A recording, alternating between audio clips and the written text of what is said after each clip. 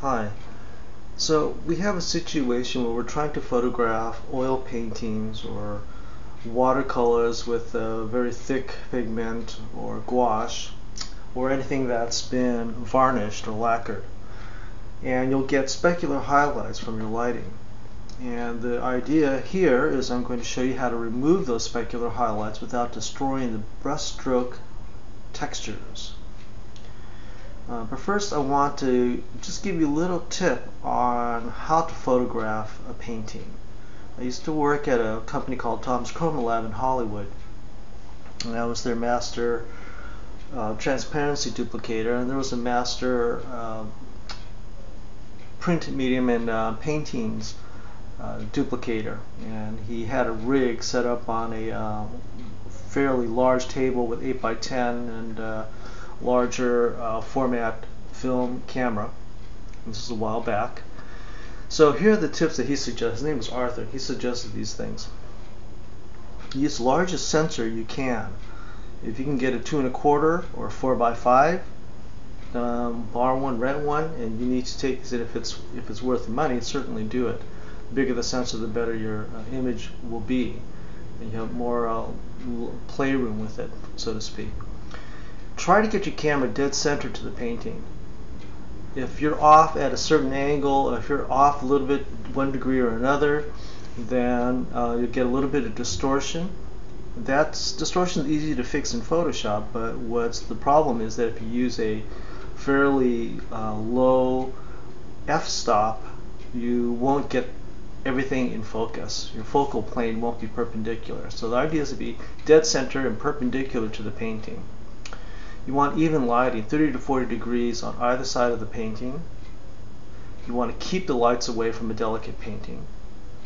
You want to make sure you use polarizing filters on the light sources. You can get these in sheet form from many of the film companies in Hollywood.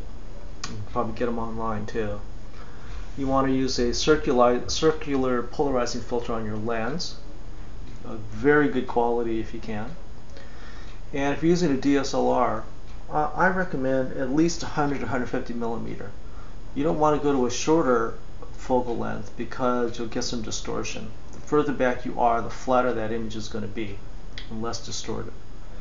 Your aperture should be the first thing you set, and well, focus first, and then the aperture should be in the sweet spot, typically about f8 for that size lens.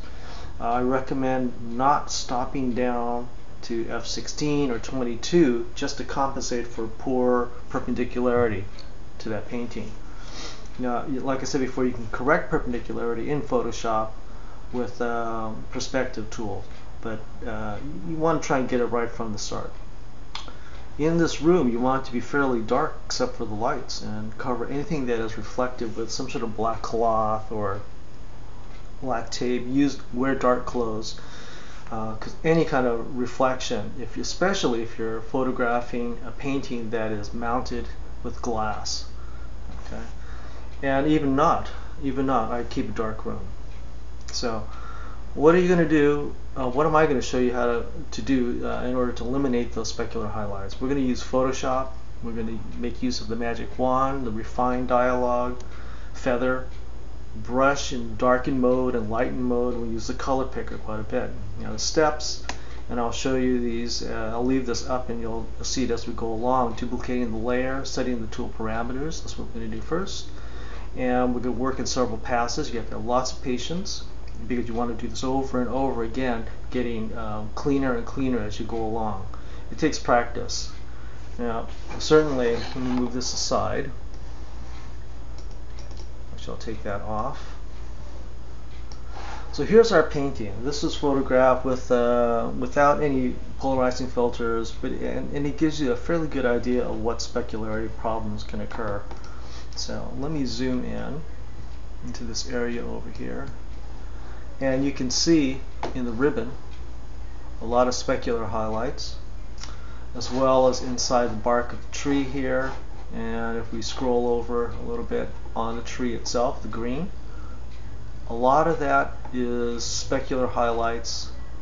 Some of it are brush strokes. It's the texture of the paper. So we don't want to eliminate it all and make it super smooth. We want to retain that texture. So this is how we're going to do it. First thing you do, I think this is prudent to do no matter what, even if you don't have that much RAM. I have 16 gigabytes of RAM, so it helps. Let's duplicate background layer. Okay, so we're working on the top layer now. You want to go to your brush menu, B for brush, choose darken, opacity started at 30. We're setting our tools now. You want to go W for your magic wand. Make sure this is selected here in the upper left hand corner, magic wand. You're going to choose point sample, tolerance of 12. I like to start around 12. It depends on the painting, but 12 is a good way to start. Anti-alias selected, contiguous and sample layers deselected. Okay. So with that, let's start on the ribbon around this girl first. I'm going to zoom in a little bit closer, and you notice the specular highlights here. They're pretty distinct. I'm going to go ahead and select it. Now you notice it's selecting a lot of the other areas, and that's the same value, same color, but in different areas. We're not contiguous. We don't want to be contiguous, and that's fine because we're only going to brush stroke along the ribbon itself. Shift key. Let's select some more, and we're trying to get right on the highlights themselves. That's pretty good right there. And I'm not going to worry about the rest of it, like I said, but those are the specular highlights we want to take care of. In fact, that might be a little bit too much, so I'm going to do Command Z, back out a bit, and try and reselect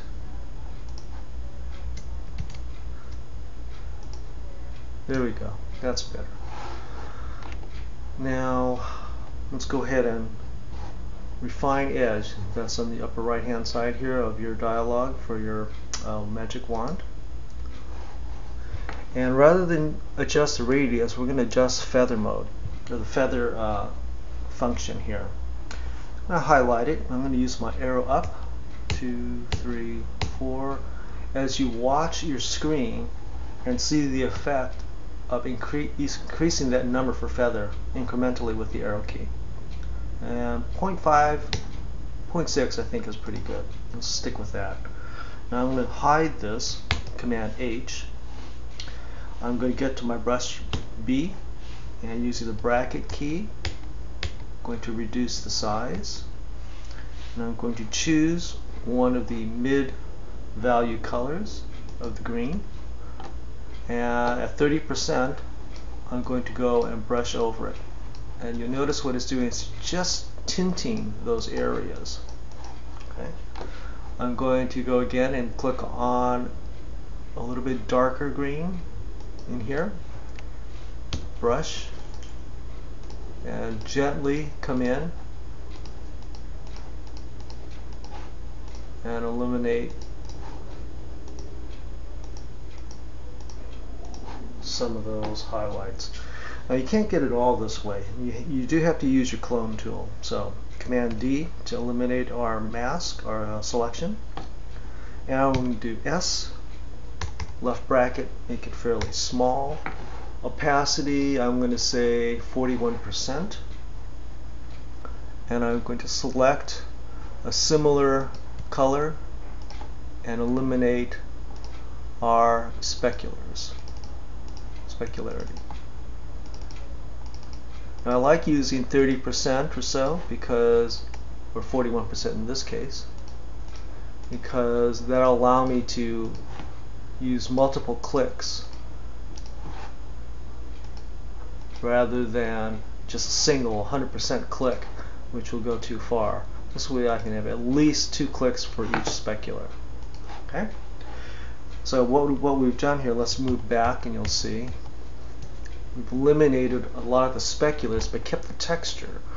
And if I take my layers dialog and I hide the top layer, you can see, if you look close, let's zoom in a little bit,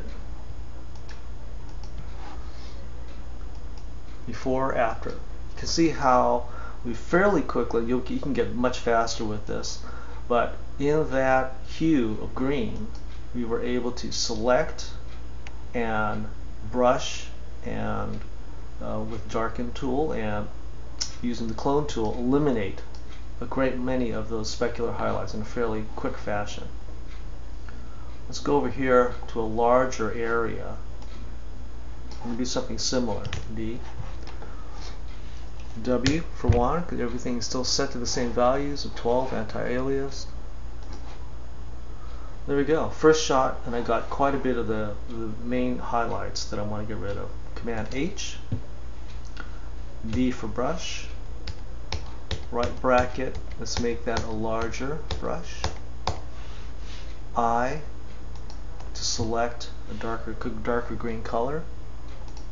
You'll have to play with it. You don't want to go completely black or dark in the beginning. You want to get a little bit something not as bright as a specular and not as dark as the deepest darks.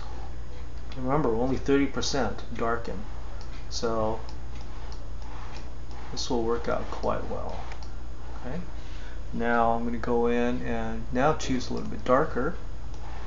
Come in. There we go. Zoom out a little bit.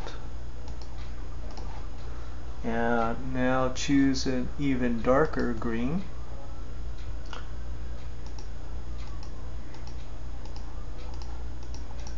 There. So what have we done here? Let's take a look. We can toggle on and off that layer. And we've reduced the specular highlights quite a bit and still have some of the texture left in there. Basically, that's the process. You'll want to go in and touch it up with your clone tool for some of those tough to get ones, like I see a couple right here and here. But this will allow you to do a very quick elimination of specular highlights, and I think you'll find it quite useful.